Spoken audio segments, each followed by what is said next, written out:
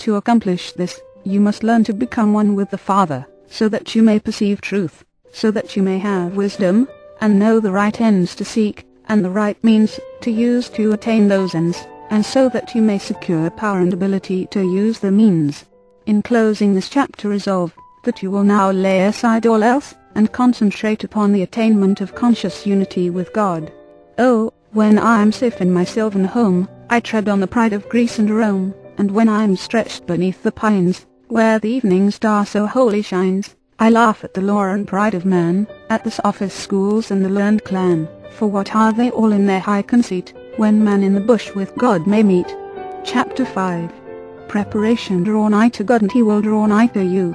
If you become like God, you can read His thoughts, and if you do not, you will find the inspirational perception of truth impossible.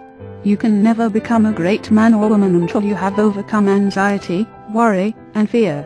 It is impossible for an anxious person, a worried one, or a fearful one to perceive truth.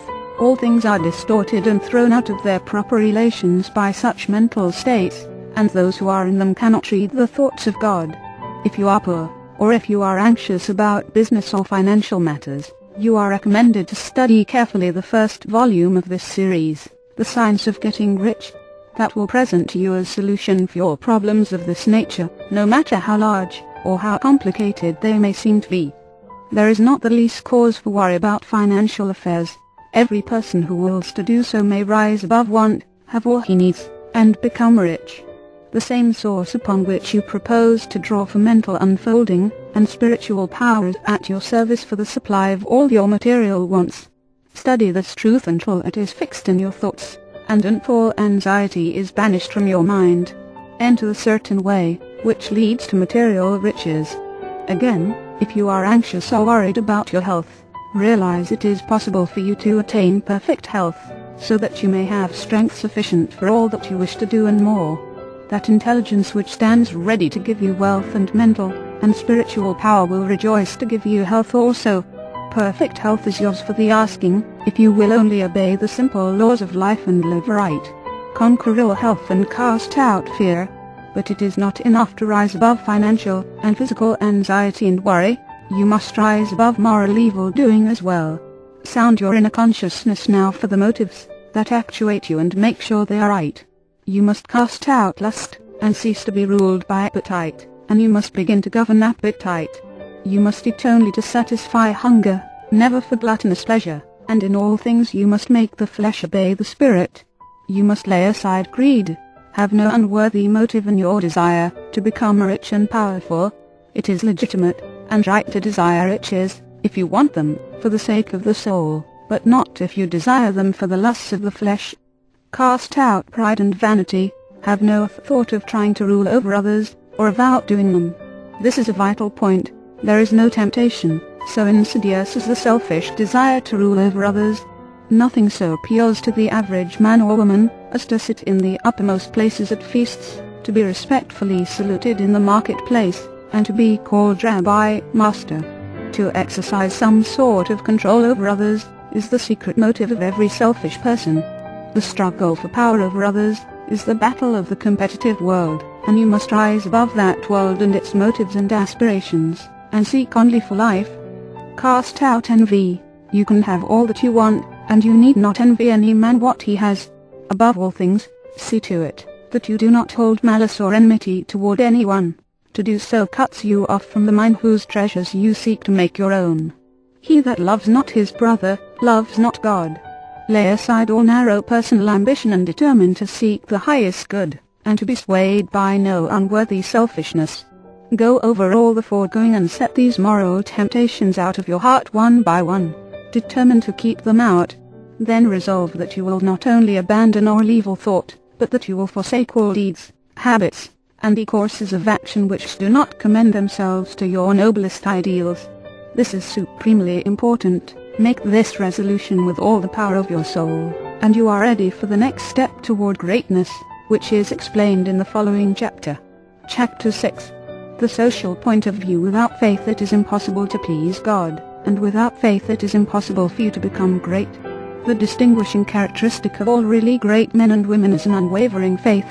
We see this in Lincoln during the dark days of the war, We see it in Washington at Valley Forge. We see it in Livingston, the crippled missionary, threading the mazes of the dark continent, his soul aflame with the determination to let in the light upon the accursed slave trade, which his soul abhorred. We see it in Luther, and in Francis Willard, in every man and woman who has attained a place on the muster roll of the great ones of the world. Faith, not a faith in one's self, or in one's own powers, but faith in principle, in the something great which upholds right, and which may be relied upon to give us the victory in due time. Without this faith it is not possible for anyone to rise to real greatness. The man who has no faith in principle will always be a small man. Whether you have this faith or not depends upon your point of view. You must learn to see the world as being produced by evolution, as a something that is evolving and becoming, not as a finished work. Millions of years ago God worked with very low and crude forms of life, low and crude, yet each perfect after its kind. Higher and more complex organisms, animal and vegetable, appeared through the successive ages. The earth passed through stage after stage in its unfolding, each stage perfect in itself, and to be succeeded by a higher one. What I wish you to note is that the so-called lower organisms are as perfect after their kind as the higher ones, that the world in the Eocene period was perfect for that period. It was perfect, but God's work was not finished. This is true of the world today. Physically, socially, and industrially it is all good, and it is all perfect. It is not complete anywhere, or in any part, but so far as the handiwork of God has gone it is perfect. This must be your point of view, that the world and all it contains is perfect, though not completed. All is right with the world. That is the great fact. There is nothing wrong with anything. There is nothing wrong with anybody. All the facts of life you must contemplate from this standpoint. There is nothing wrong with nature. Nature is a great advancing presence working beneficently for the happiness of all. All things in nature are good. She has no evil. She is not completed, for creation is still unfinished, but she is going on to give to man even more bountifully than she has given to him in the past. Nature is a partial expression of God, and God is love. She is perfect but not complete. So it is of human society and government. What though there are trusts and combinations of capital, and strikes and lockouts and so on? All these things are part of the forward movement. They are incidental to the evolutionary process of completing society. When it is complete there will be harmony, but it cannot be completed without them. J.P. Morgan is as necessary to the coming social order as the strange animals of the age of reptiles were to the life of the succeeding period, and just as these animals were perfect after their kind, so Morgan is perfect after his kind. Behold, it is all very good. See government and industry as being perfect now, and as advancing rapidly toward being complete, then you will understand that there is nothing to fear, no cause for anxiety, nothing to worry about.